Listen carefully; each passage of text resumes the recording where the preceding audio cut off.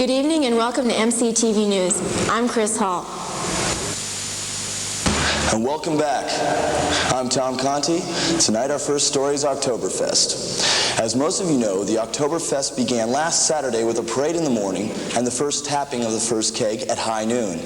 But most of you probably didn't imagine that 6 million festers came to Oktoberfest last year, consumed 48 million mosses of beer. Intense.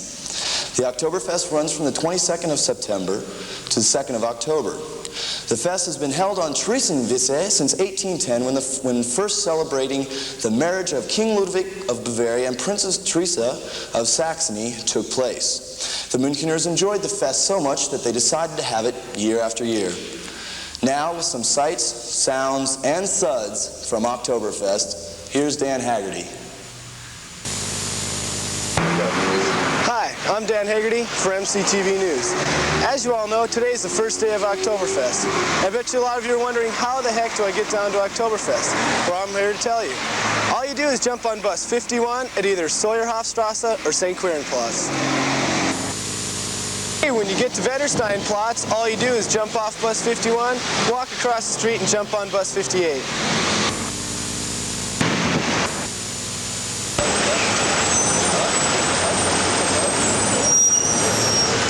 At Güterplatz and I'm psyched. All you do is walk 2 blocks that way and you can't miss the O-Fest. See you in the beer tents.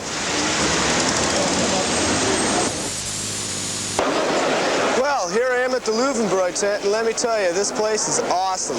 In a little while we're going to have the tapping of the first keg, which is done by the Lord Mayor of Bavaria. And let me tell you, it's quite a spectacle. There's a lot of people here today, and a lot of people are going to enjoy this fest.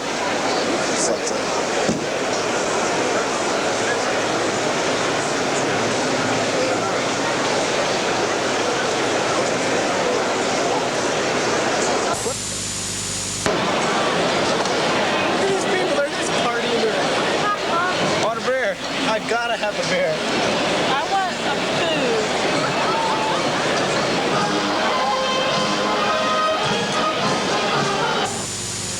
This is Dan Haggerty at O-Fest. I've had an excellent day. I'm here with my friend Max and Peter. Say hi. Hi, we've had an excellent time today. I hope you guys can come and enjoy the festivities. It's an excellent time to get away from studying and everything else. So Prost. Number 1, Polarner. Number 2, Joe Brown.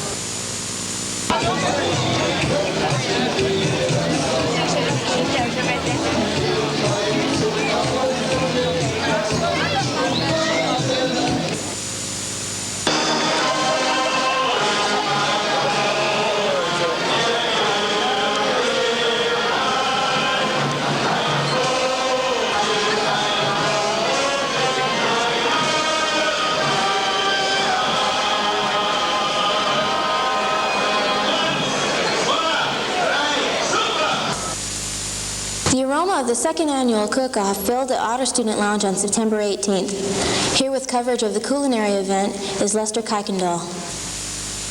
Hello, this is Lester Kuykendall from MCTV News, and we're here at University of Maryland's second annual cook-off. The purpose of the cook-off is to give students ideas for more nutritional meals, which are also cheaper and can be tasty also. The cook-off, the prizes for the cook-off are $100 for first place, $50 for second place, $25 for third, and fourth and fifth place gift certificates to Pinocchio's.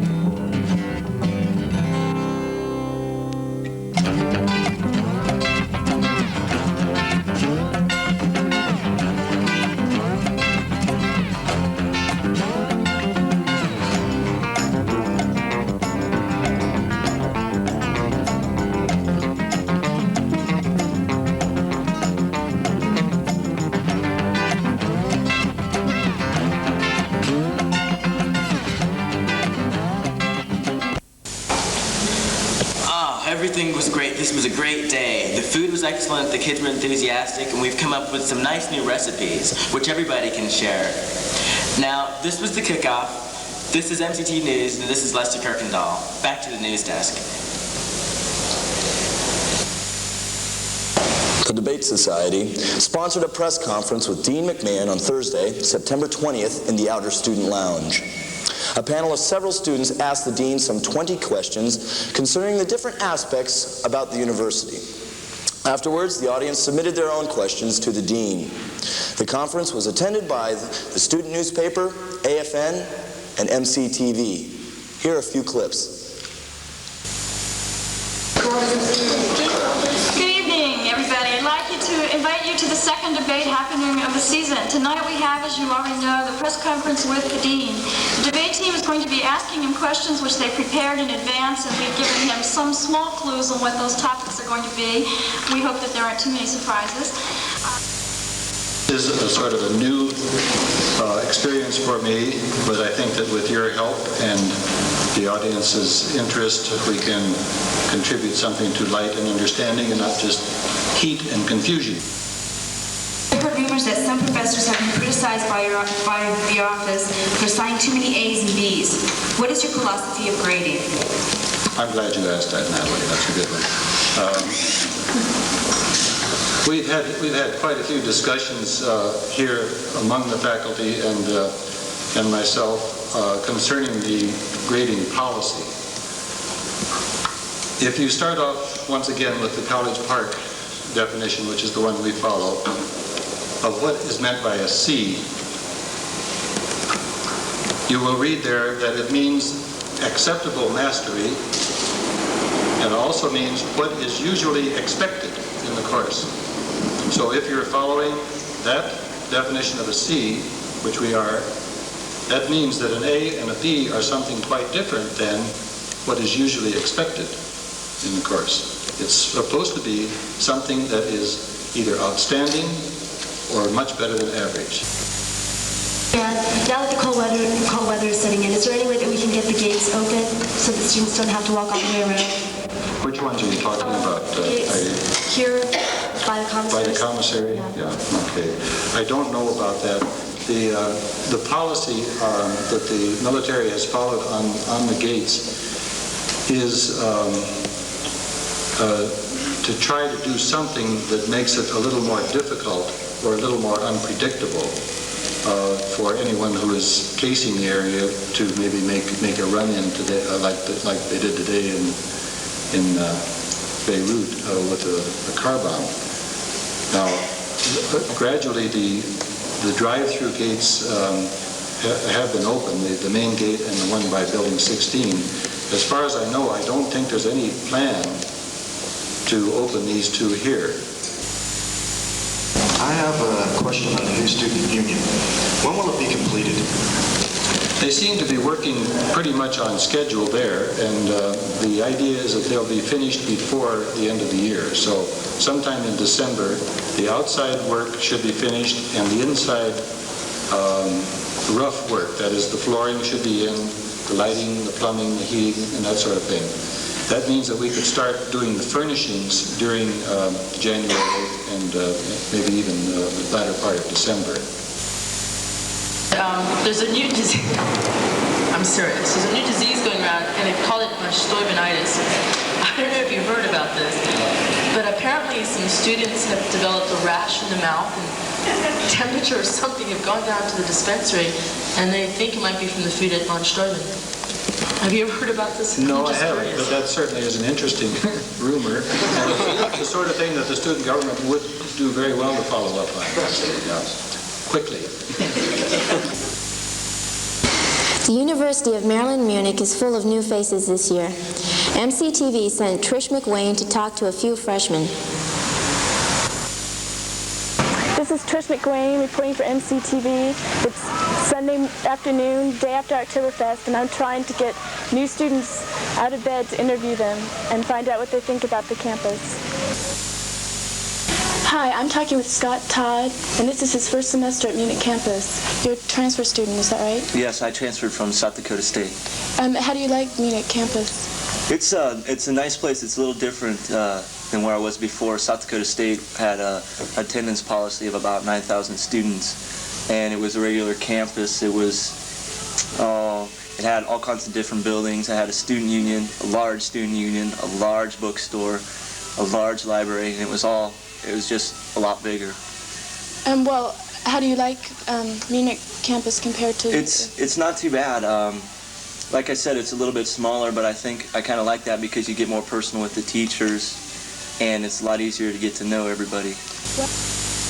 What do you think about the campus, the atmosphere, and the people? I like it. I like it a lot. The people are really friendly, and you know, it's like a mellow atmosphere. The people, they're just so cool to you. You know, you can talk to them, and you know, they don't play cold or anything. And everybody, especially like the RAs and the sophomores, you know, they want to help. And what you expected? No, it's a lot more of a family than I thought it would be. I thought you'd just be, you know, only have a couple friends. So you find it easy to meet people? Oh yeah. Is this what you expected when you came here? Is it different? It's different. I don't know how it's different.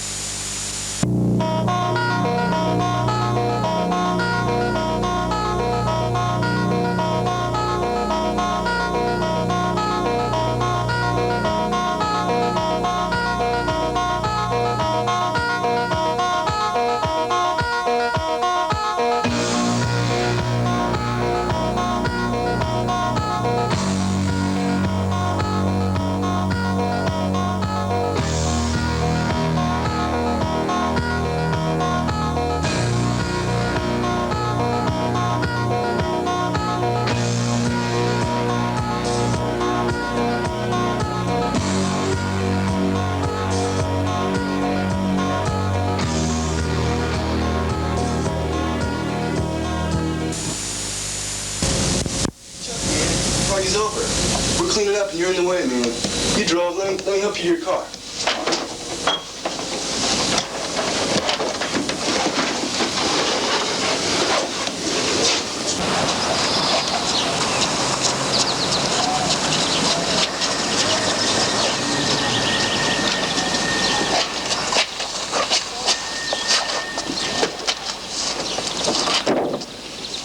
Okay, let me help you.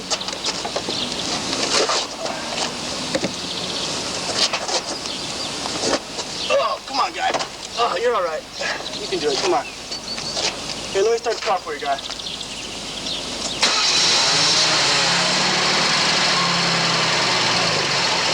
Hey, guy. You all right? See ya.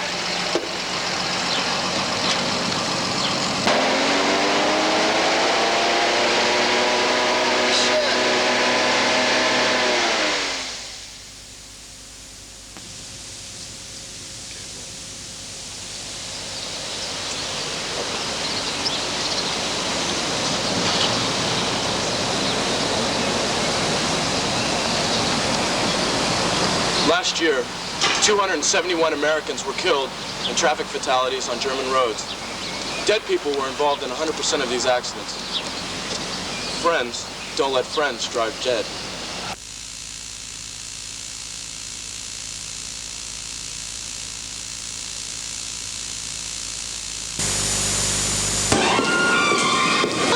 Ça va? Salut, ça va? Écoute, est-ce que tu viens au dîner français?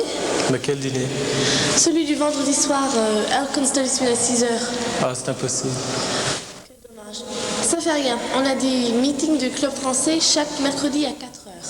Ah bah ça va, j'y serai. D'accord. Allez, salut. And now for the sports. We don't have any sports in this production, other than the gym at McGraw has been closed down for renovation. But near the Class 6 store, there will be a temporary weight room built. Please check our next production, where you will see volleyball championship results. Are you tired of wearing that same old t-shirt? Well, fret no more. Your Munich campus bookstore has the answer for you. We have t-shirts, jackets, sweatshirts, duffel bags, pillows, pennants, stationery, jerseys. Before time runs out and the semester is over, stop by your Munich campus bookstore. Pick up something special for that special someone. Epsilon Alpha Iota is sponsoring the first Miss Munich campus pageant. All single females attending Munich campus are encouraged to go into the SLO office and pick up an application. They must be filled out and turned in by October 2nd. The contest is November 29th in the Keller. Admission is free for students, so come on in and support your favorite candidate. Come on, single females. This is your chance to be the first Miss Munich campus.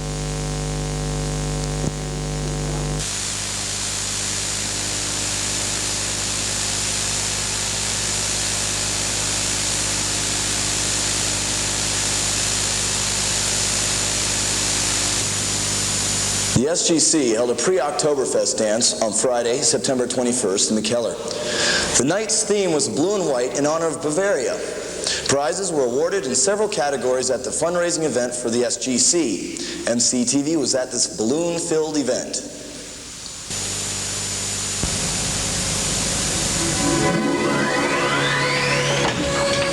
Hey Tom, what you doing? Why the bum look? Not much, Greg. Oh, drinking again, huh, Tom? Alone? Have a seat, Greg. Oh, sure. Man, you wouldn't have to have a chaser on you, would you? Sure I would. Oh, wow. What a trip. So, what's up tonight? What are you doing? I'm going to the party in the Keller. Party? You haven't heard about it? No, man. I've just been sitting around drinking. Man, our student government is sponsoring a party. It's a blue and white party in the Keller. Yeah? The best decorations we've had down there. Balloons. And it only costs $1 to get in the door. Awesome. You want to go? Sure. I hear a lot of people are going. Let's go. Let's do it. All right. Oh, thanks for chasing. Started drinking and got real tight.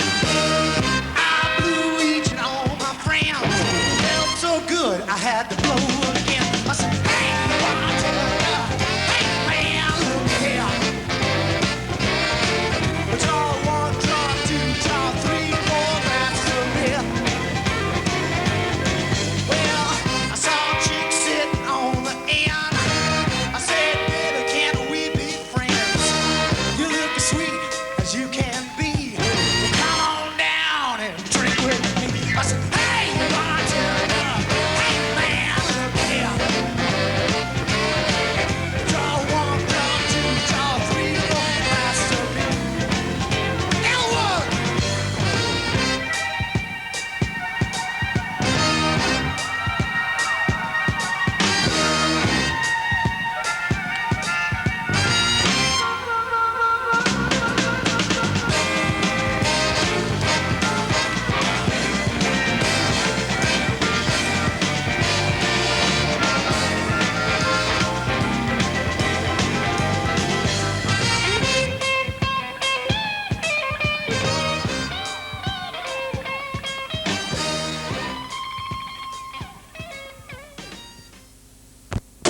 An active organization on campus is a debate society.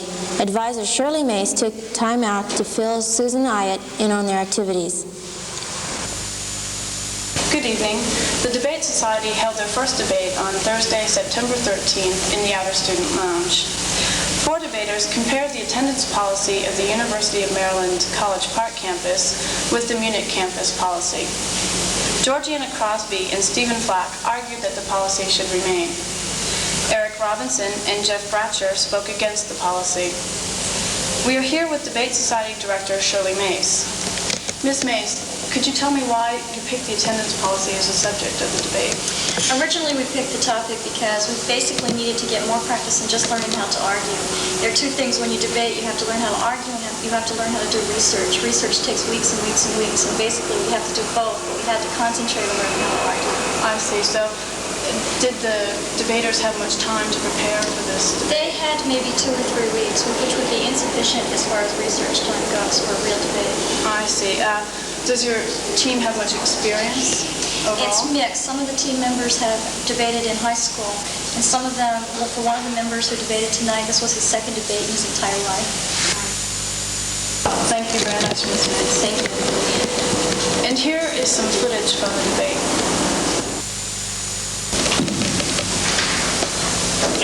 years, our school has been looked upon as a party school, and therefore the administration of this college deemed it necessary to install a rule that all students must attend classes, and after 3 unexcused absences, they would be suspended from that class. They did that for one reason, to get that reputation out of this school. However, the main purpose of this school now is to prepare students for school in the United States. I believe we've passed that party school stage. We've become a little bit more responsible, and it's time for us to understand that we have to be responsible for our own actions. And a random poll of 15 state schools in the United States, none of them had an attendance policy anywhere near the one presently in the University of Maryland in Munich. Good evening. Both of my opponents from the affirmative side have both mentioned several cases in which our present policy is very ambiguous. Yet I'd also like to bring to the attention of this assembly that what they are trying to institute is equally ambiguous. And the fact that there are several points in here which I'm sure none of us could equally agree with. They keep coming up with the fact that the dean has instituted a policy in which after 3 absences one must withdraw from a course. Do you believe that the attendance policy is stated here as the true attendance policy on the Munich campus?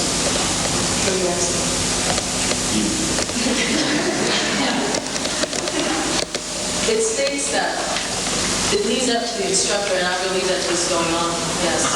Do you believe that the dean has encouraged a 3 absence policy? There's a difference between encouraging and telling them what to do. Do you believe that students should be graded on what they do, and not how often they sit in class? If their participation is necessary in class ending, yes. Do you believe that military dependents need more structure in their environment? No, I think I have a question for Jeff. Can you actually prove that the reason the present attendance policy was instated was because of the reputation of the school, as far as partying? There has been no official documentation of that. Thank you. Next question. Henry, you stated that there were 3 policies in this school. Can you show me in the head the board actually has 3 attendance policies? I don't see anything. Thank you. I don't see anything. Excuse me, thank you. Second question to Jeff. It says that in your particular thing, which I feel, first of all, it's rather redundant, the policy, do you not feel that if attendance is an integral part of the course, that teacher should be able, especially when it comes to the cases of discussion, speech, class participation, should be able to use that as a factor in the computation of grades? It's stated in our policy that is so. It's not stated in the present policy. Could you please let him answer his question before you move on? This is my prerogative. Regardless of how the debate turned out, the school year promises more discussions. Susan I at MCTV. The Terrapin Keller will close its doors when the new Student Union building, or sub, is completed early next semester, according to Dean McMahon. Before the new facilities are opened, the students must raise about $40,000 to $50,000 for interior furnishings and a sound system. The Student Life Office is staging a fundraising Volkslauf, or Folks Run or Walk, on November 18th.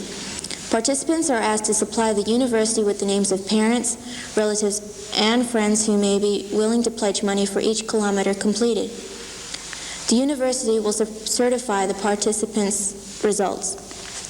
A committee of 4 students and 4 advisors, Bruce Gamble, the Student Life Coordinator, Erwin Stosky, an art professor, Walter Lubitsky, the Keller manager, and Kurt Zackerly, the chief of logistics, will oversee the finishings of the sub.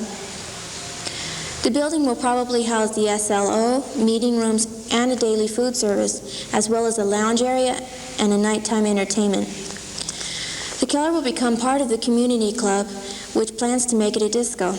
It closes down after more than 15 years of student service. The furnishings are rented and will be returned. The condition of the new sub depends upon student enthusiasm and involvement.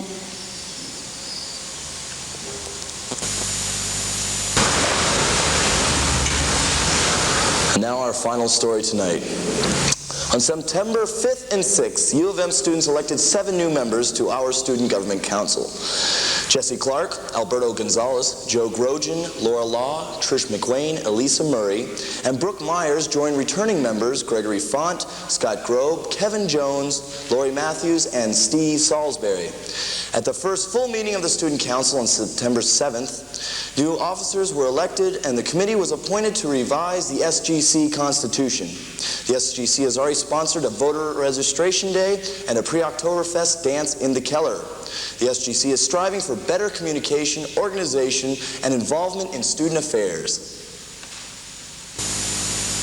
This is Chris Hall. Good night and have a pleasant tomorrow. I'm Tom Conti. Hope you've enjoyed our first production of MCTV this semester. You're in tune with the campus.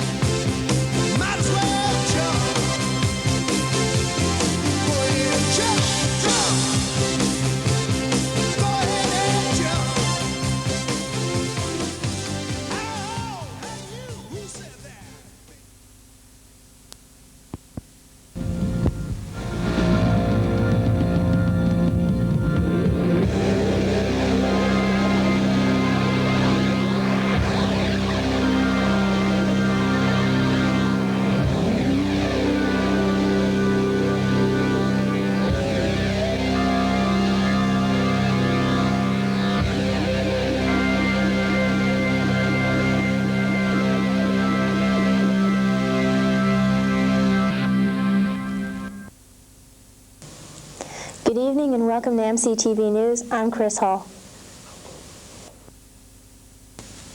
Hi, I'm Tom Conti. Our first story tonight deals with the issue of reprimands. Because of repeated complaints and administrative pressure, the Housing Office has changed the regulations on the distribution of reprimands. No more warnings for noise will be given. Any noise that can be heard outside the room is considered excessive and is punishable with a reprimand.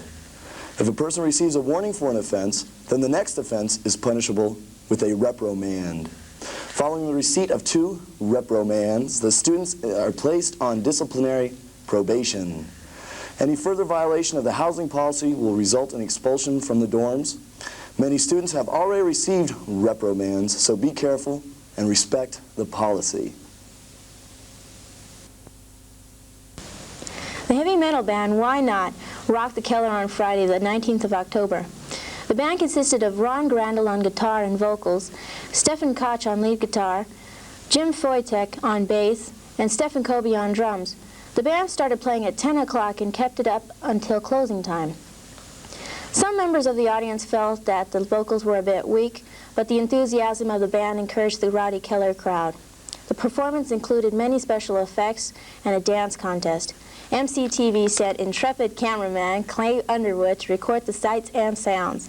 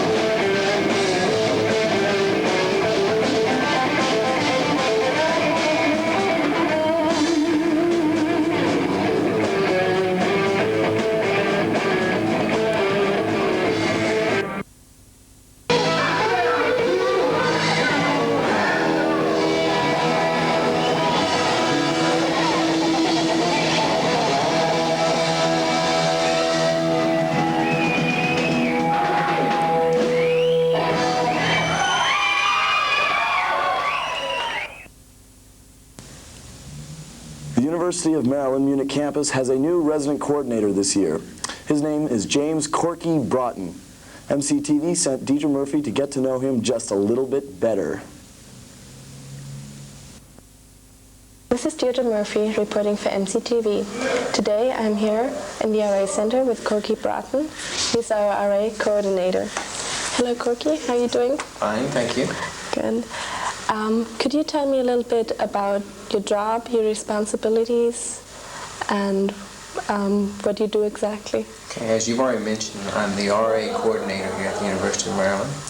My responsibilities entail that I supervise 19 resident assistants, which is a resident assistant in each stairwell. I make sure that they follow through on their programs, such as cultural events, social events, and educational events. Also, I ensure that they are responding to the needs of each student here at the university. Mm-hmm. And I know you're 29 years old, right? Exactly. And you're married and have 2 children. I've been married for 7 years and I have 2 children, both girls, the ages of 3 and 5. What did you do before coming to Munich campus? I worked for the University of Maryland, College Park, Maryland, as a resident director. There I was a resident director of a single-sex dorm and a co-ed dorm. Roughly in each dorm you had 620 students in each dorm. That's a lot. A whole lot, considering that this campus here I think is like 800 student body. So I had one dorm that consisted of about the student body of the University of Munich. That is a lot. How long did you hold this position? I was at the University of Maryland for 2 years, where I'm working on my doctorate. I have finished all of my coursework there. I'm here really basically for a leave to take my comprehensive exams, and then once I go back, what I'll have left is writing my dissertation. How long do you expect to stay here? This is just a 1-year appointment, and then I'm going back to College Park. Okay. Any last words you'd like to offer? Well, I hope that if any of the student body here have any needs that they think that I can help them out with, that they would be open to come to me. I'd be more than happy to talk and listen to what they have. Thank you very much, Corky. Thank you. This has been Deirdre Murphy reporting for MCTV. Recently, Janet Kirby, a former University of Maryland Munich campus staff member, returned to treat faculty and staff to a live dramatic performance at the McGraw Theater. Ms. Kirby portrayed both the agonies and ecstasies of being an actress. Our cameras were there for the memorable day of acting. Besides, listen, hey, I ain't a mutt. I am supremely self-confident. I lacerate with my self-exposure. Listen, don't screw with me, they said it in the newspaper. I am the entertainment, and when I open my lips, let no dog bark. Plus, fuck them if they can't take a joke, right? And me, hey, I'm the joke. People will die. Certain people will literally have cardiac arrest at the magnitude of my achievements. I will have you know I intend to study for 10 years, and then I will burst forth on the world, and people will be abashed, amazed, astonished, paralyzed at my magnitude. Oh God, look! Is that she? Is that she? Is that she? Oh my God, it is! It is she! It is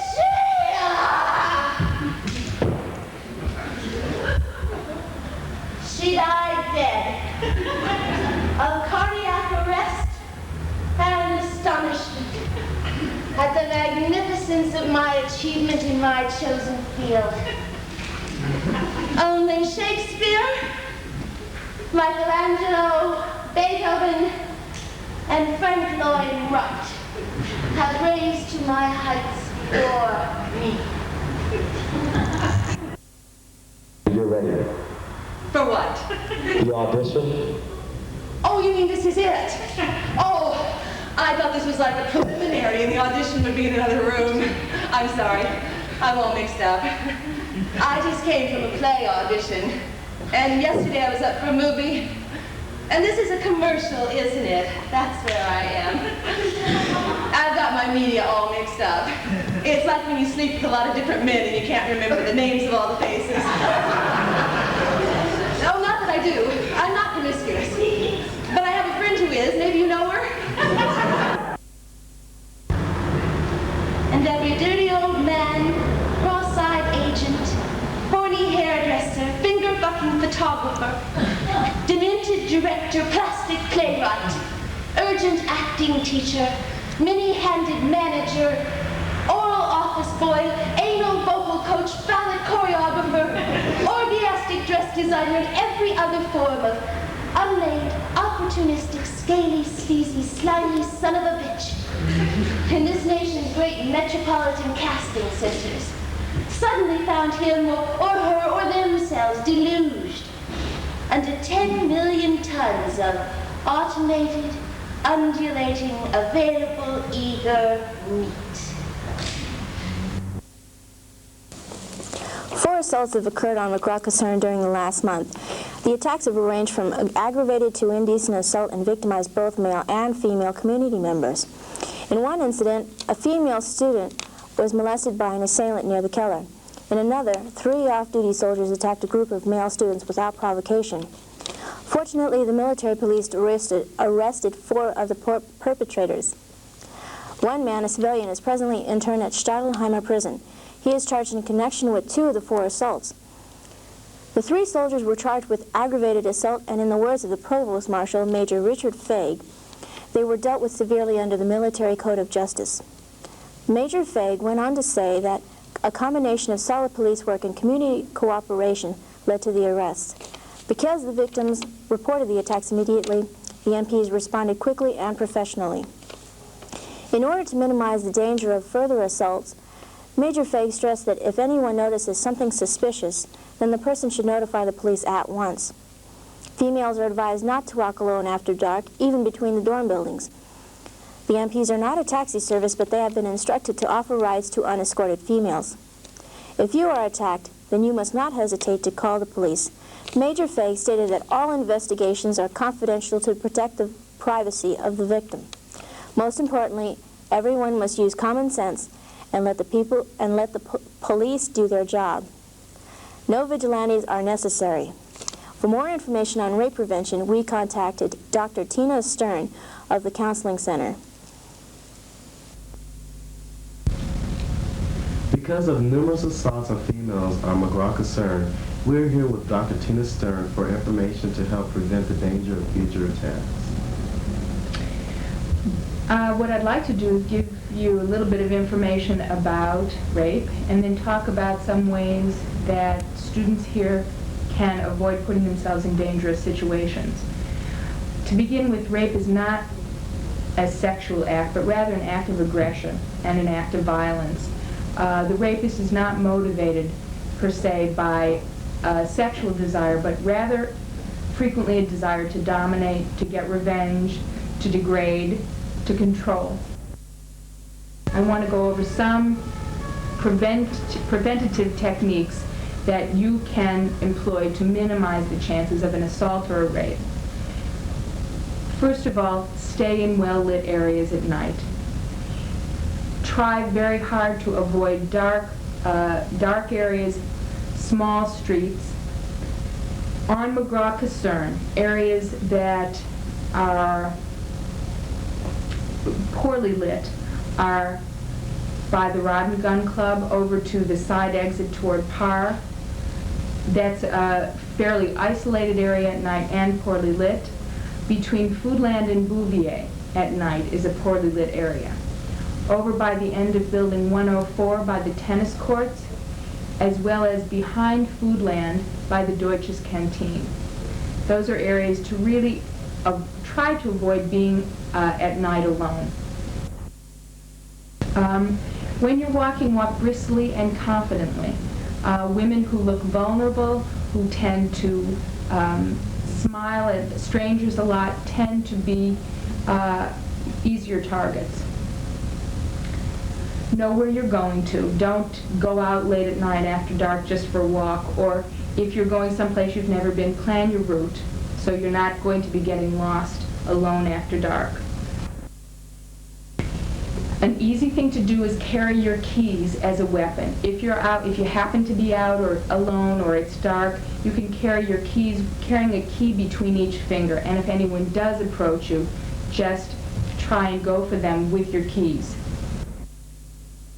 That's really all the information that I can give you. We will be happy to provide more information if you would like to come up to the counseling center and get more facts and figures and discuss ways to avoid being hurt in the future.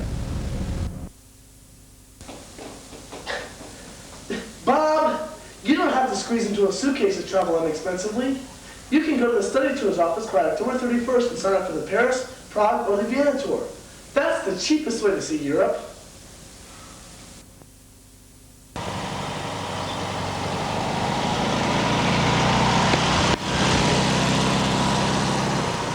Darn! I missed the study tour's deadline.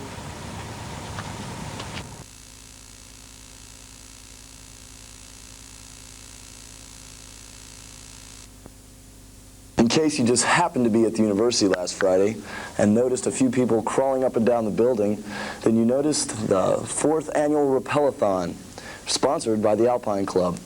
MCTV sent Trish McWayne to cover the wall crawlers.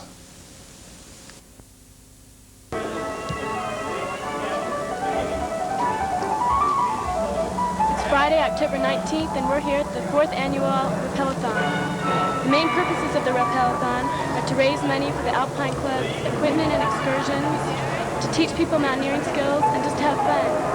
Altron Steiner is the sponsor of the Alpine Club, which has 22 members from the student, German, and American communities. Here's what it looks like. Yell the name. Yell. Dean McMahon. Dean McMahon over here. Have a little winner. Yeah. All right. Yeah.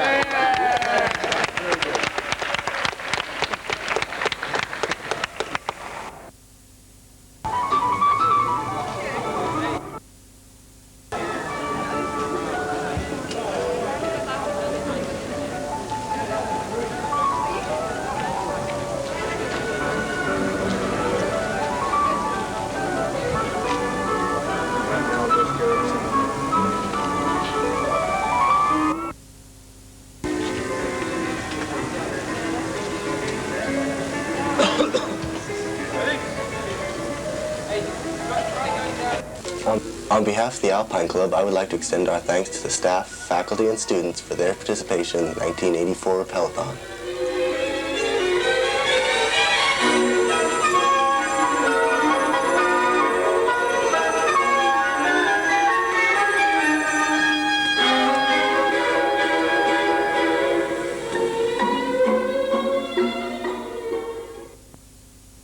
The bathrooms in Parr, Ahrensburger, and Brandl are in the process of being remodeled. The project involves complete renovation of the bathrooms, including the replacement of tile and all bathroom fixtures.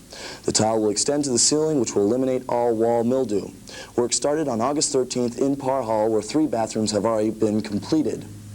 When Parr Hall bathrooms are finished, construction will move on to the other 2 dormitories. The bathrooms will be repaired consecutively. Therefore, 2 suites will be using 1 bathroom during the renovation of the other. According to Ms. Hoosier, this means that up to 12 students will be sharing the same toilet for the estimated 15 to 20 working days it takes to repair them. Students interviewed said that the finished bathrooms are beautiful. However, they wish the work could have been done during the summer instead of now. Unfortunately, the dormitories were used as transit billets this summer. The housing office offers few alternatives to students who wish they could avoid this disturbance. It will temporarily relocate female students by placing them with other female students in dormitories not undergoing the construction. For male students, an apartment in Perlocker can be made available on request for the duration of the renovation. Ms. Hoosier says that as of this date, no one has taken advantage of these 2 options. Because it was too much of a workload, the contractor has been allowed to work on only 1 dormitory when the contract originally called for working all 3 at once. Therefore, work is not scheduled to be completed until March 11th, 1985. Bar dormitory students claim that the workmen spend more time drinking beer than fixing up the bathrooms.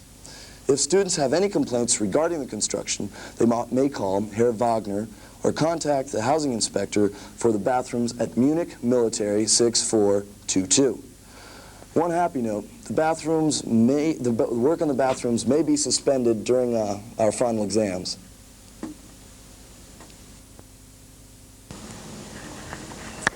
War is peace, freedom is slavery, ignorance is strength.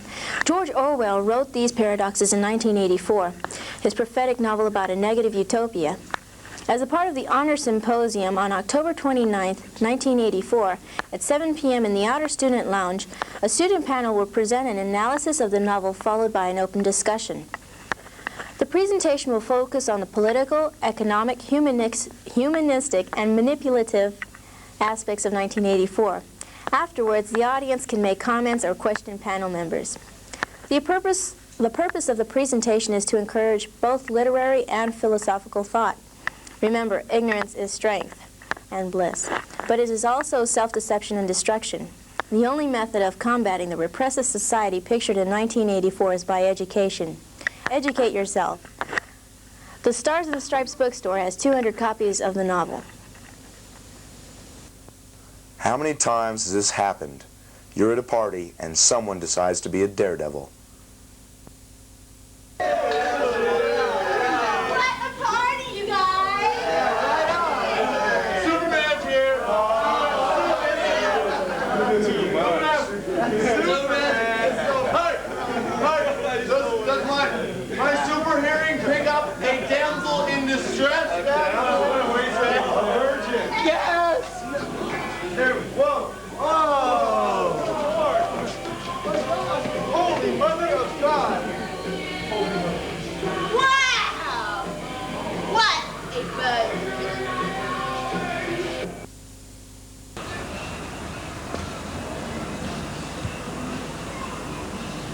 Or have you ever been walking home from the Keller when one of your friends gets curious about the Autobahn?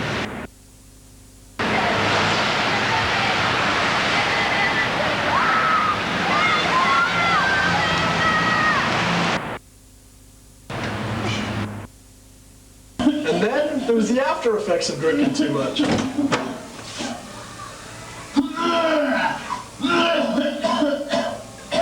Wow, that's the 5th time tonight. What a partier. Do you think he'll be okay? Ah, sure, he'll be all right. Just give him another beer.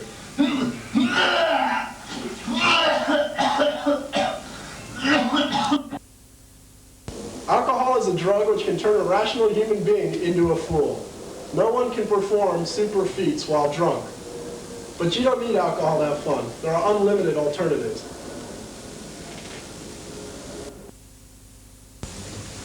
A fire broke out at the McCraw Caserne Gym on Tuesday, September 25th at about 5 o'clock. 6 trucks from the German Fire Department responded to the scene after notification from the military police. The McGraw Gym is currently under renovation. The fire apparently started when the workers were cutting through steel pipes in the racquetball courts. A fireman stated that the spark probably started a minor fire which damaged wiring and wood paneling inside the building. No official damage estimates were available at this time. Despite the fire, renovation is proceeding according to the schedule. And now here's further information on the funding of the new student union building, the SUB. The Volkslauf is set for Saturday, November 17th. The course is tentatively outlined in the Perlacher Forest. Participants will leave at staggered starting times throughout the day. Besides being a fundraising event, the Volkslauf will encourage student, faculty, staff interaction through social participation. A cookout is planned following the completion of the course. Other incentives include cash prizes for the most active, stairwells, and individuals. The proceeds of the Volkslauf will be administered by a committee of students and advisors. Committee member Walter Libitsky accented the need for enthusiastic participation in the project. Every penny goes to the students' advantage. The more money that is raised, the nicer the sub will be. He noted that the faculty and staff have been volunteering their time and resources to the project for over a year. He estimated that 40% of the dorm students are doing their part, which leaves a silent majority of procrastinators. Other news from the committee: the sub will house the SLO, meeting rooms, some type of daily food service, as well as lounge area and nighttime entertainment. It will be open daily from 8 a.m. to 5 p.m. The lounge will close at about 11:30 on weeknights and weekends at 1 a.m. Mr. Libitsky anticipated no noise problems other than the clamor caused by students outside the building. A proposed solution to that problem is a back exit near the junkyard away from the inhabited buildings, example, Munich guest house. Remember, the condition of the new sub depends upon student enthusiasm and involvement in the Volkslauf. All right, talent night. On Friday, October 19th, it was the students' turn to show some talent. 5 acts participated in the 1984 talent show sponsored by the Drama Club. Some acts featured pop rock, others featured blues. Bobby Blues won the event because of his rap on stage with the piano. The audience was a disappointment, though. It seems as if some people had no respect for the participants' talent or feelings. MCTV sent Jennifer McCarthy to the event. Here's what she experienced. We are the 3rd annual Munich Talent Night. This is the students' chance to show their entertaining talent. I'm anticipating a great show.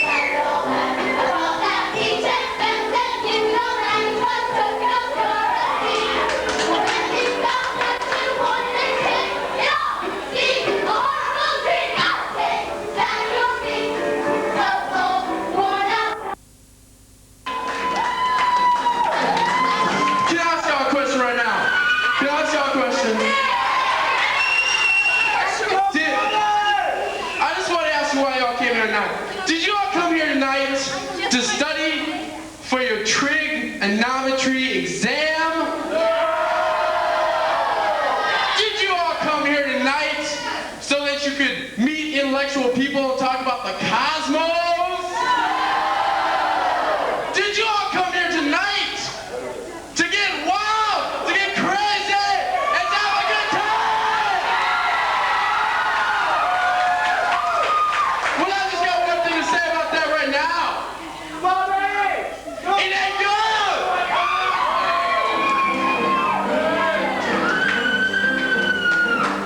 It ain't good, it ain't good. To be drinking all night,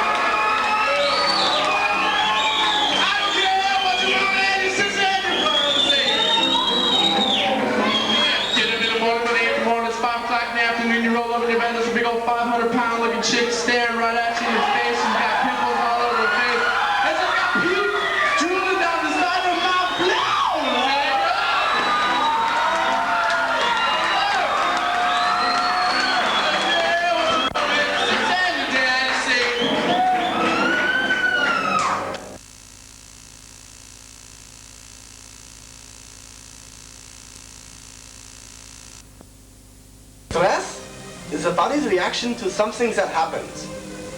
Some of the events which may cause stress are tests, fear of not having enough money, not eating the proper foods, vacations, or even Christmas can cause stress. Everyone experiences some stress. This is normal. But too much stress or stress over a prolonged period of time can cause problems. You might develop ulcers, high blood pressure, migraines, depression, inability to relax or enjoy life, emotional problems, and drug or alcohol problems. To keep stress at a tolerable level, learn not to take on too much responsibility. Eat a balanced diet. Get enough sleep and exercise regularly. Schedule yourself some time each day. Take life one step at a time. Talk things out. Ask for help when needed and avoid unnecessary competition. One of Munich's hottest groups, the Pete Toole Band, played in the Keller on Friday, October 12th. The group combined blues, rock, and original material in 2 long sets. The PA was provided by Sound Lab, one of Munich's biggest and best sound engineering companies. Let's take a look at the band.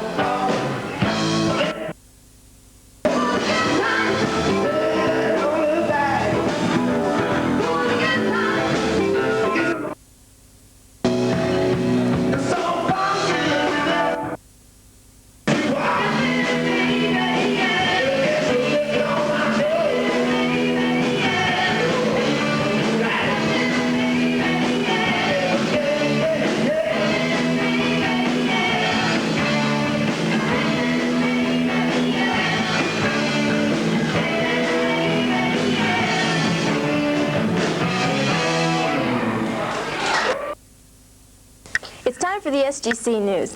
The Student Government Council is sponsoring a Monster Bash on October 27th in the Keller.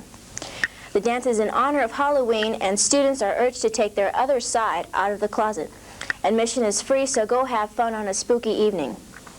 In other SGC news, the council is concerned about the noise problem. Most of the complaints have come from students, so keep it quiet after 10 p.m., please.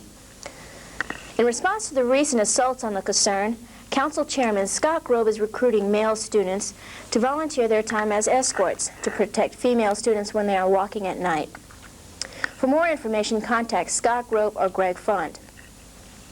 Another concern of the Council is the need for alcohol awareness among students. Excessive drinking is both stupid and self-destructive. There are many ways of having a good time without alcohol. If you think you have a drinking problem, contact the Counseling Center and get help. Student government meetings are held every Friday at 4 p.m. in the conference room. Club and student participation is encouraged and appreciated.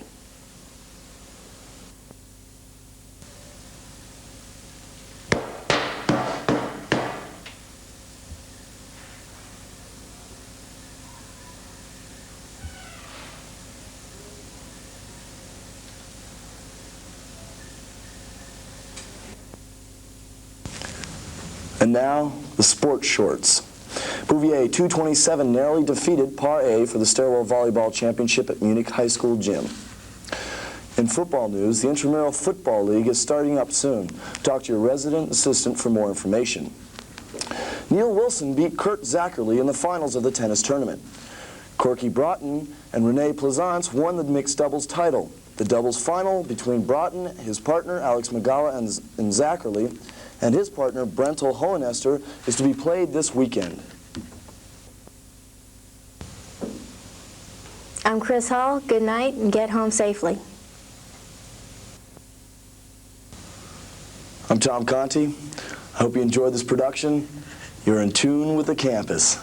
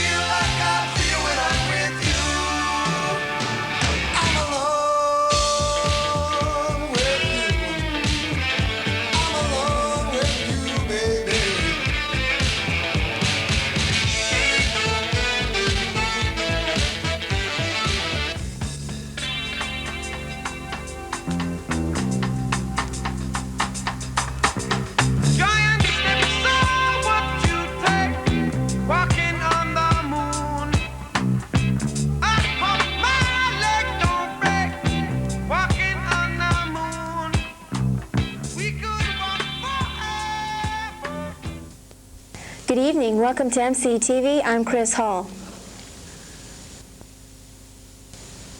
Good evening. I'm Tom Conti. Welcome to our last production of Munich Campus Television this semester. Our first story tonight deals with the Walkman ban. It is now illegal to wear portable radio tape players with headphones on McGraw-Kaserne while walking, riding a bike, or driving in a car. According to military police spokesman, the ban on the systems is designed to protect the people from injury. He noted that when people listen to music on headphones, they are unable to hear sirens, horns, and oncoming cars.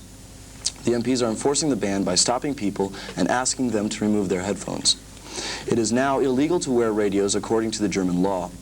The German authorities made their decision because of the numerous traffic accidents involving people wearing headphones. Several states in the United States, such as California, also have bans on wearing headphones. Sony Corporation of Japan was the first company to introduce a small, portable sound system with headphones. They called their system the Walkman, and the invention gained widespread popularity because of its lightweight, clear sound reproduction, and privacy. Chris? The annual Munich campus open house was held on Monday, November 12th in the Outer Student Lounge. The event is held for prospective students and their families to familiarize them with the Munich campus. Most of the 120 people that attended the open house declared it a success. It began on Sunday evening with a tour of the student dormitories. Monday morning included a reception, display tables, open classes, and student-guided tours. Afterwards, there was a luncheon at the community club, which provided an informal forum for a wide variety of topics. Admissions Director Mary Fiedler and Student Life Director Bruce Gamble organized the open house and are planning a smaller-scale visitation day scheduled for next semester. Among the presentations was an exciting display of kung fu prowess. Our cameras were there to record the occasion.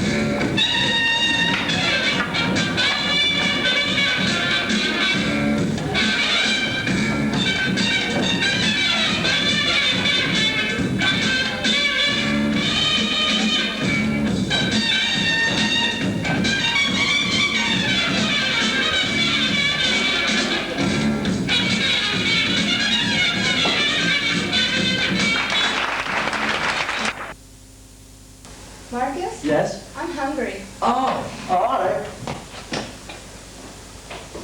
Oh, no! I'm sorry. Just forget it. If you have trouble cooking for your date, then take her to Pinocchio's, just around the corner on Chiemgauerstrasse. Pinocchio's, for the finest in Italian cuisine. Munich campus has a reputation as a bunch of boozers because of the supposedly high amount of alcohol consumption among the students.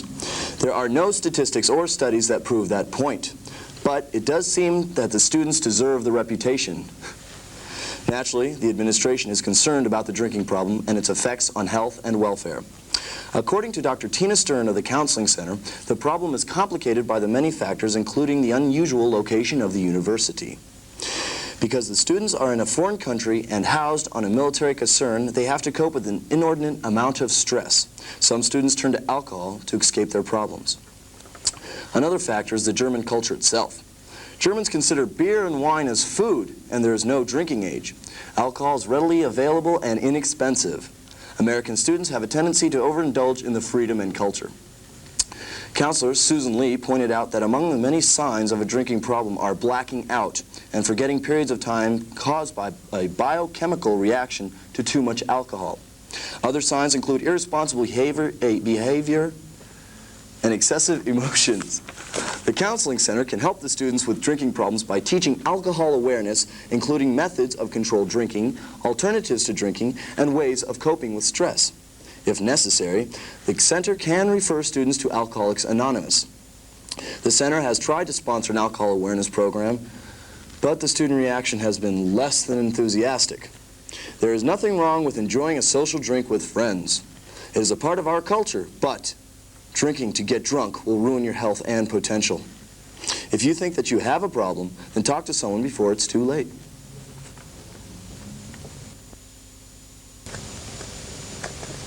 Over 120 people attended the 1984 presentation on October 29th in the Outer Student Lounge. The symposium started when two thought police in sunglasses and trench coats appeared and grabbed one of the students. Neff Hudson introduced the novel and gave a synopsis. Cannebeck Oraltai discussed economics, Eric Robinson covered the politics of 1984, and Scott Farley presented humanism. After the presentation, the evening developed into an open discussion that lasted for 2 hours. Many varied opinions were presented during the enlightening evening. Come on down to the Escatronca Mart. Instead of stealing a beer glass from the boot room, get one free when you buy a case of Weizen beer. All other hell for 18 mark 95. That's about $6. Ondex Doppelbock for 31 mark 95, both with deposit. Also, they sell wine here, and Mark will tell you about that. I've been down here all afternoon tasting wine. It's really good. You can taste wine, and you can even buy some. Bring it home. You want some?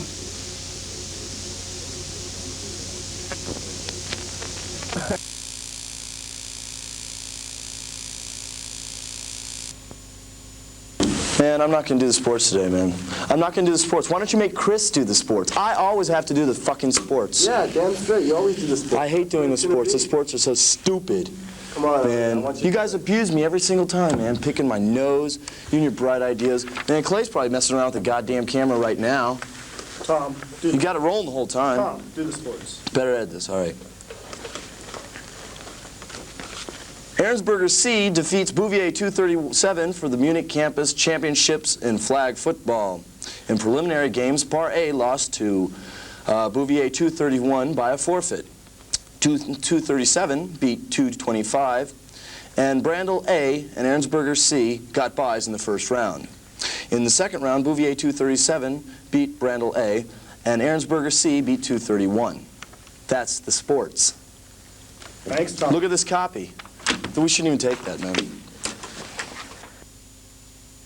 In 1910, the land now known as McGraw-Concern was purchased by a steel-producing firm called Marr & Sons. The company went bankrupt in 1934, and the building was taken over by the NSDAP, the German Nazi Party. The building was enlarged and used as a motor pool and maintenance shop for party vehicles. Buildings 6, 8, 10, 11, and 12 were constructed for family housing. In 1936, the concern was named Quartermaster and became a paramilitary organization responsible for the testing, manufacture, and maintenance. It was not considered strategic and visited by Adolf Hitler only once. During the war, Building 19 was damaged by bombing. At various times, an anti-aircraft battery and an SS unit were stationed on the concern. In the summer of 1945, U.S. forces occupied the concern and constructed many new buildings. Buildings 2, which houses the commissary and the university, was constructed during that time. The university has been located in Building 2 since 1958. The concern has been used as a headquarters for the U.S. Forces Southern Command. At the present time, the concern houses the AFI's headquarters, a military intelligence group, an MP detachment, and a customs group, in addition to other small detachments. The concern is named in honor of PFC Francis X. McGraw on the 26th Regiment of the 1st Infantry Division, who was killed near Schwevenhütte, Germany. He was posthumously awarded the Congressional Medal of Honor for extraordinary heroism in combat.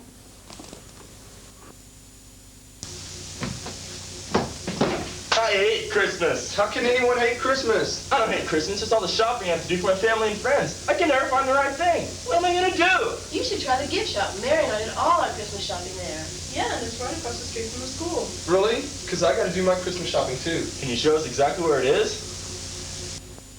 Sure. It's right across the street from the university on Stadelheimer Strasse. The gift shop for all your gift-giving needs. Hurry now to beat that holiday rush. Because of the October assaults on unaccompanied females, the CATS, or Campus Escort Service, was created by student government to escort students after dark. The CATS started work on October 29, 1984, and in the words of Greg Font, we were formed to reduce the chances of unwarranted and spontaneous evening detention of female university students. The CATS can be reached at 440-6535 after 8:30 p.m. on weekdays and 10:30 p.m. on weekends. All the CATS are volunteers and receive no pay for the 4 hours a week a job. The service is not being fully utilized and is averaging only a few calls per night. So hey, come on, don't walk alone at night. Call up the CATS. Or the doves? Or the lizards? Don't call them mongooses.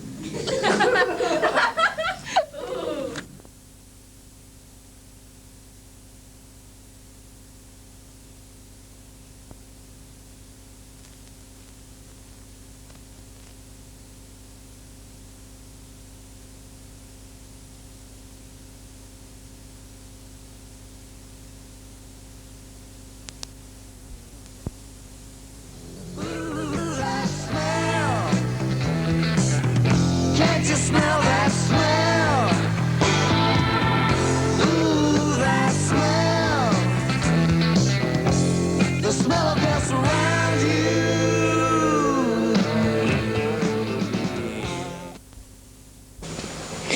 Over 100 students took part in the 10-kilometer Volkslauf held on Saturday, November 17th. Students, faculty, and staff took part in the fundraising event which made around $3,000 for the Student Union Fund. Each participant earned pledged money for each kilometer completed. Both individuals and companies such as McDonald's and the Munich International Ski Club pledged money for the event. Volkslauf organizers had hoped for up to 600 participants. The turnout was poorer than expected. Perhaps the starting time was too early on a dreaded Saturday morning. Volkslauf coordinator Walter Libitsky said that the Volkslauf and the party afterwards was not only for supporting the sub, but also to get students together in a casual fashion rather than a school atmosphere. The party afterwards was a success, featuring free food, beer, and door prizes. The beer and door prizes were donated by Count Moy of Freising. Mr. Libitsky concluded the Volkslauf got everyone involved in a rare event, and the students who contributed will have the satisfaction that they did something worthwhile for the campus. The Munich campus drama department's production of A Midsummer Night's Dream premiered in Kaiserslautern and later Augsburg before returning to the Munich campus in early November. The tour of A Midsummer Night's Dream was part of an attempt to improve the university's artistic image by producing a classical play for outside audiences. Dr. James, the drama department director, stated that the university needs to be a strong outlet for art, and drama is the most visual element. About 50 drama students dedicated over 3,000 man-hours for the production. In addition to the cast of actors, people worked on scenery, costumes, music, and technical needs. Around $3,000 was spent on the production, but Dr. James hopes to recoup that money and improve the quality of the drama program here at the Munich campus. "I want to make this a semi-professional theater," said Dr. Sidney James, who also produced, directed, and acted in the play. The play enjoyed good crowds at all of its productions. The acting, costumes, and sets received favorable comments from all the people that viewed the play.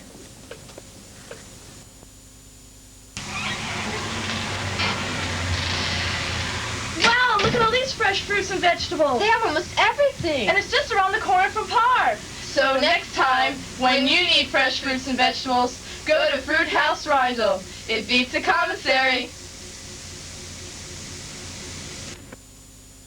The Soul Band Choice played at the Keller on Friday, November 16th. The group featured dancing music and popular songs which excited the crowd. Choice is made up of Gerald Freudel, Stefan Messpacher, Patricia Galamini, and Mark Parnas. They have played together since 1981 and appeared on German television. They've also cut one album. Their stage show included lights and space creature costumes. Many students enjoyed the band's music, and according to Gerald Freudel, the group hopes to return to the Keller because of the positive reaction from the students. The Keller has offered 4 live bands during the past semester. The music has ranged from progressive jazz and funk to hard-driving rock and roll. The final live band of the semester will play on the last night of exams on Friday, December 14th. The band's name is The Beauties and the Beast and features student guitarist Gigi Mikkel and drummer Stefan Kobe. The dormitories close on the next day, so stick around for a final night of partying.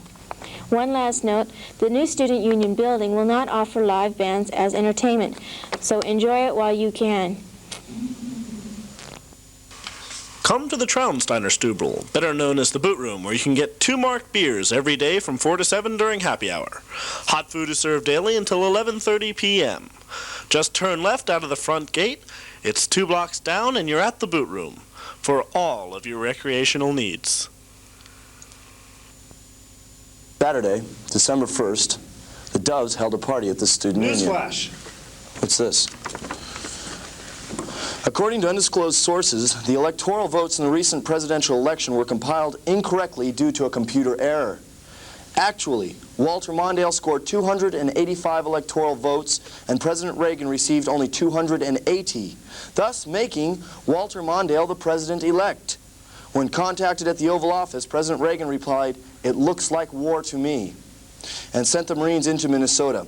Vice President George Bush responded by ordering his chauffeur to drive his limousine into the Pontiac River, drowning himself and 4 others. In related news, Geraldine Ferraro canceled her photo session with Penthouse magazine, and Walter Mondale, forced to exile in Canada, stated that it's a miracle. The Dove Party was briefly interrupted due to a bomb scare, but continued after Walter gave the okay for the opening. There was a slave auction in which the Doves were able to raise money for the new student union, and here are a few clips of the party. I can't tell one from another. Did I find you or you find me? There was a time before we were born. Someone else, this is where I'll be, where I'll be.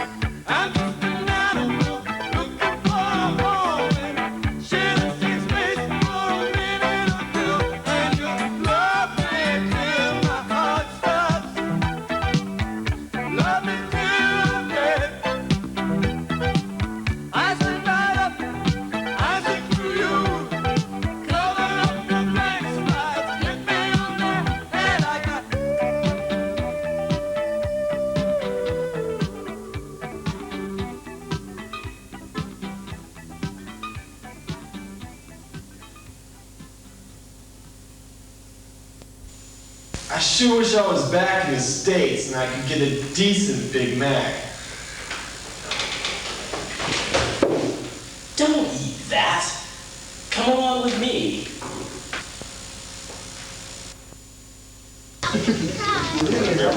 Wow! See? You don't have to go back to the States to go to McDonald's. You have one right here in Munich.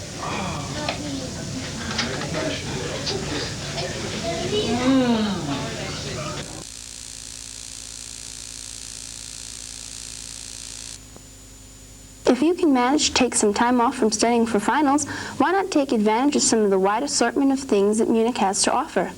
The Christkindlmarkt at Marienplatz is open every day now until Christmas. Once there, you can browse through many different vendors specializing in Christmas ornaments, wreaths, candles, and other regional crafts.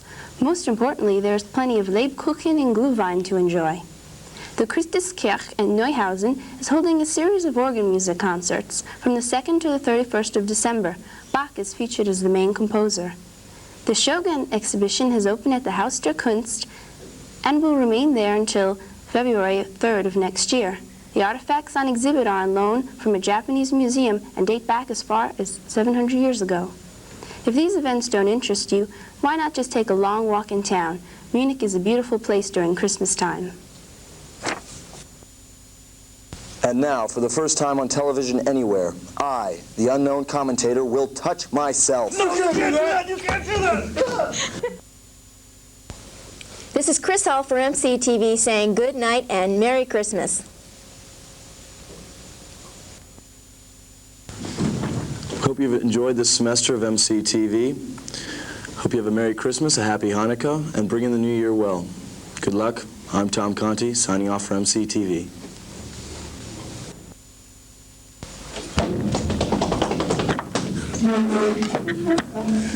The unknown commentator is back. We've got real problems with MCTV. They're or non-appropriating funds. It's a sexist organization, and it sucks. It's no fun. Don't do it. No, no, no!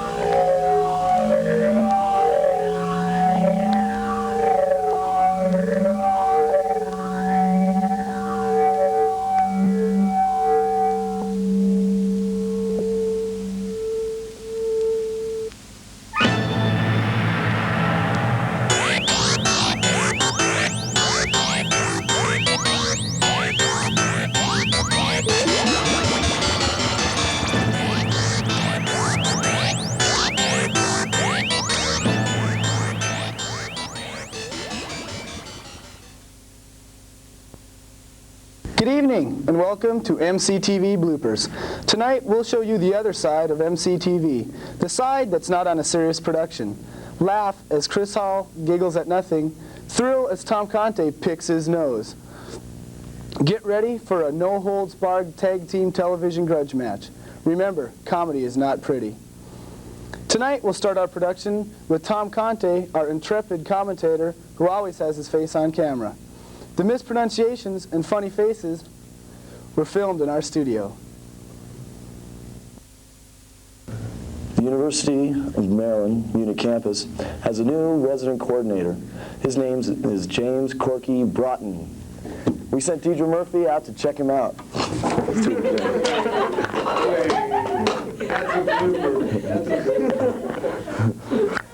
Whoa. That sucked. All right, here we go. I hope. Sorry.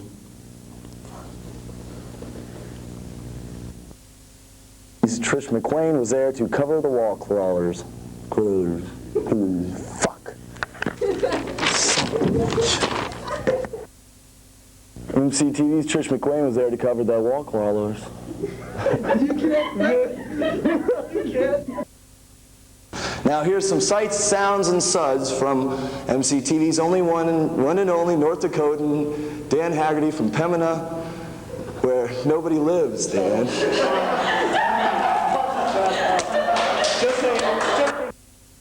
We don't have any sports right now, but our next production will feature the champion volleyballs, the volleyball champion. Wait, keep going, keep going.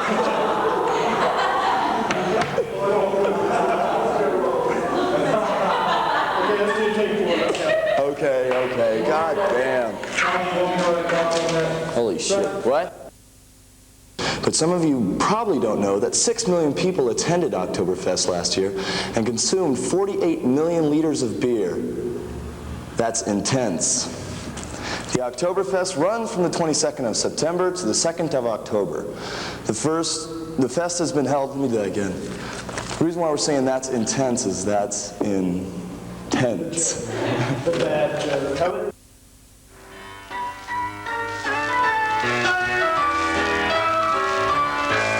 You talk of sweeties, bashful sweeties. I got one of those. Oh, he's handsome as can be, but he worries me. He goes to college and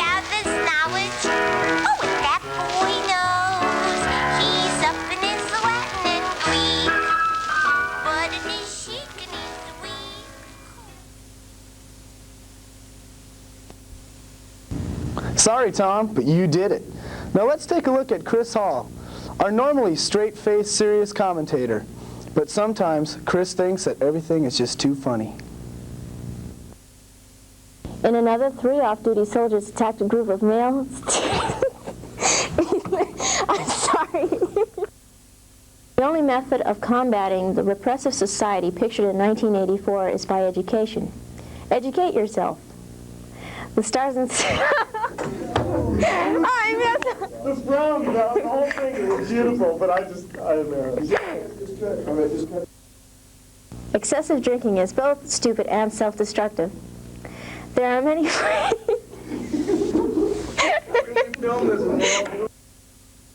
If you think you have a good drinking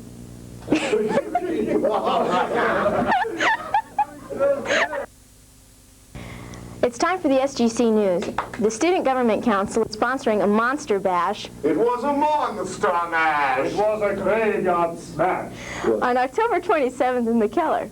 The dance is in honor of Halloween, and students are urged to take their other side out of the closet. Admission is free, so go have fun on a spooky evening.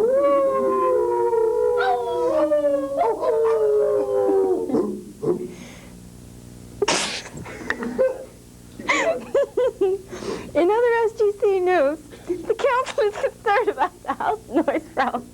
What? We're Hey, let's party! Hey, did What you noise problem? fight out in front of the Keller, man? Most of the complaints have come from the students, so keep it quiet after 10 p.m., please.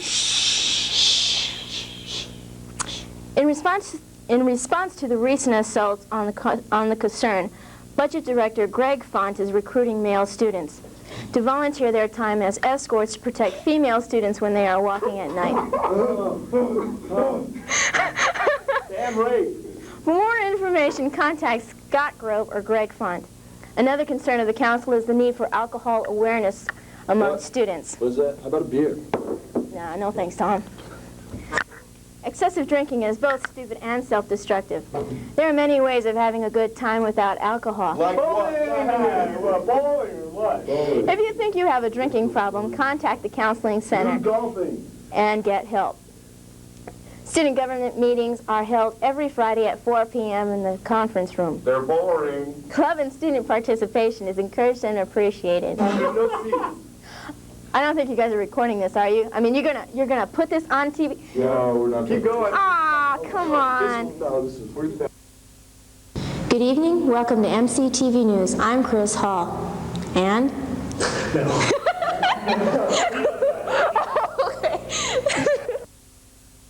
An active organization on campus is the Debate Society.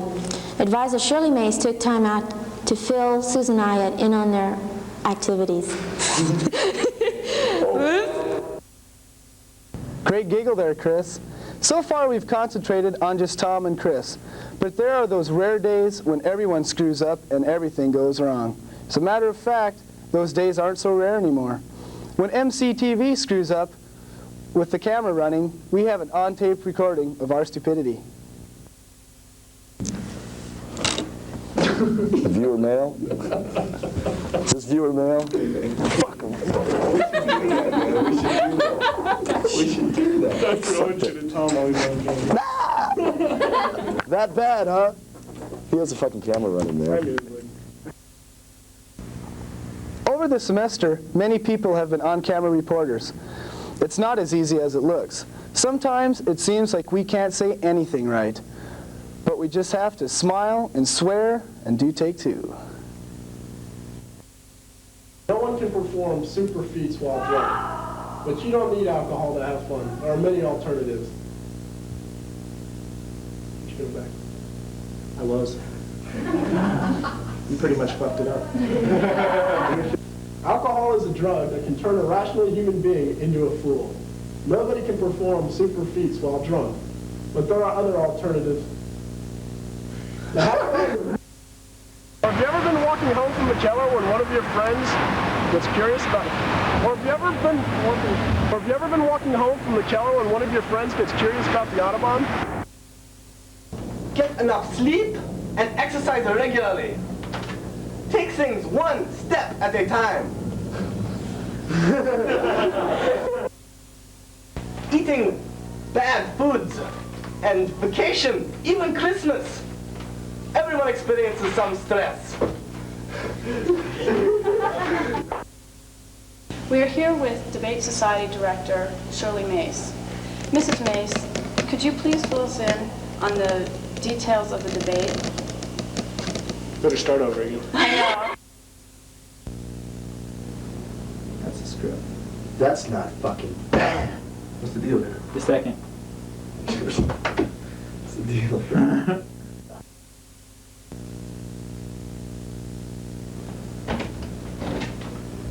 Hey, Tom, what you doing? Oh, fuck, I pressed the wrong button. Hey, that was good, too.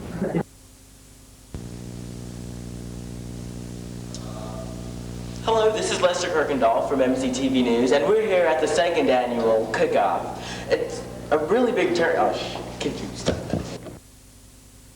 This is Lester. Shit. Try it again. Hi, I'm Dan Haggerty for MCTV News. As you all know, oh fuck.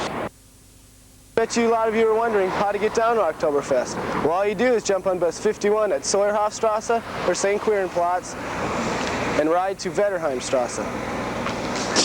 Wettersteinplatz! All you do is jump on bus 51 at Sawyer-Hofstrasse or St. Querenplatz and ride to Wetterheimplatz. Wetterstein. Fuck that. Here I am at the Löwenbräu tent, and let me tell you, this place is awesome. In a little while, we're going to have the tapping of the first keg, which is done by the Lord Mayor of Bavaria. One more time.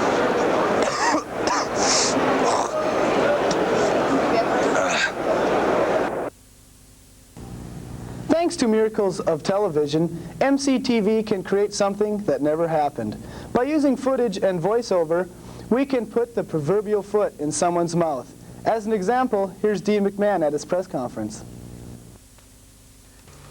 Dean McMahon, there's a rumor around campus that 2/3 of the faculty and staff enjoy picking their nose. Have you heard anything about this? No, I haven't, but that certainly is an interesting rumor. The sort of thing that the student government would do very well to follow up on. Quickly.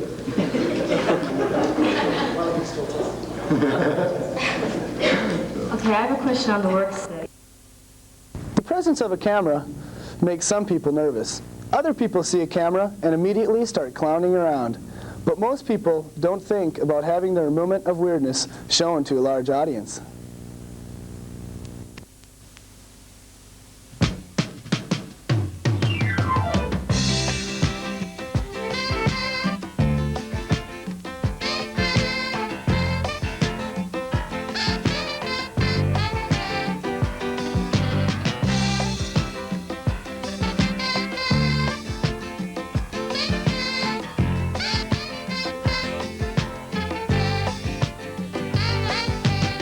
They pulled in just behind the bridge. He lays her down. He frowns. Gee, my life's a funny thing. Am I still too young? He kissed her then and there. She took his ring, took his babies.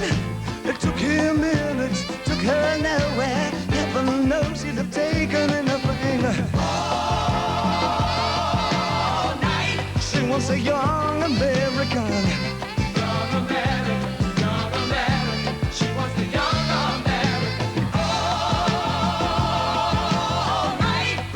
The young American standing right through the picture window. She finds a slinky vagabond. He coughs as he passes a Ford Mustang. But heaven forbid she take anything but the freak and his title for nothing. This is a step and cuts his hand, showing nothing. It swoops like a song. She cries, where have all Papa's heroes gone? All night. She wants a young American. Young American, young American, she wants the young American. We've seen what people do when they know they're on camera, but what happens when they don't know we're filming?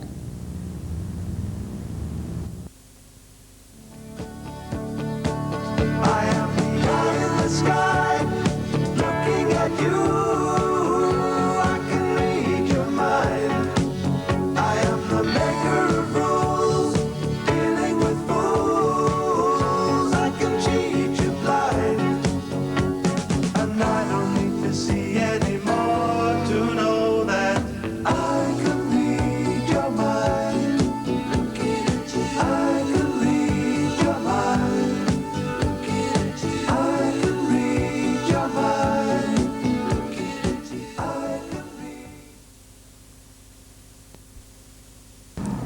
Conte holds a special place in the hearts of the production staff because he always seems to get himself on camera. Wherever we are filming, Tom Conte is there with his monkey smile and irrepressible good humor. Hey there, people, I'm Bobby Brown. They say I'm the cutest boy in town. My car is fast, my teeth are shiny. I tell all the girls they can kiss my hiney. Here I am at a famous school. I'm dressing sharp and I'm acting cool. I got a cheerleader here who wants to help with my paper. Let her do all the work and maybe later I'll rape her. Oh God, I am the American dream. I do not think I'm too extreme, and I'm a handsome son of a bitch. I'm gonna get a good job and be real rich. Get a good. Women's liberation came creeping all across the nation. I tell you people, I was not ready when I fucked this dyke by the name of Freddie. We'd like to end the show on a serious note, so please stop smiling. The next MCTV production will most likely be shown in the Outer Student Lounge and the Proctor's offices. We will continue to offer news and entertainment. We're doing this in response to viewers' comments and our own feelings. Stick with MCTV for the best in McGraw-Casern viewing. You can smile again now. Good night.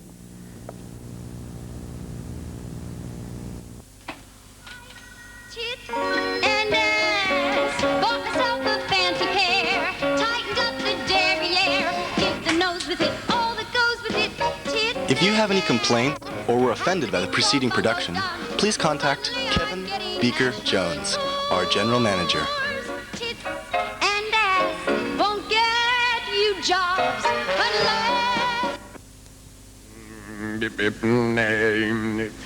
Bomba-dee-da, bomba-dee-da, bomba-dee-da, bomba-dee-da, bomba-dee-da, bomba-dee-da, bomba-dee-da, bomba-dee-da, bomba-dee-da, bomba-dee-da, happy trails to you, bomba-dee-da, bomba-dee-da, bomba-dee-da, bomba-dee-da, bomba-dee-da. Who cares about the clouds when we're together? Just sing a song and think about sunny weather.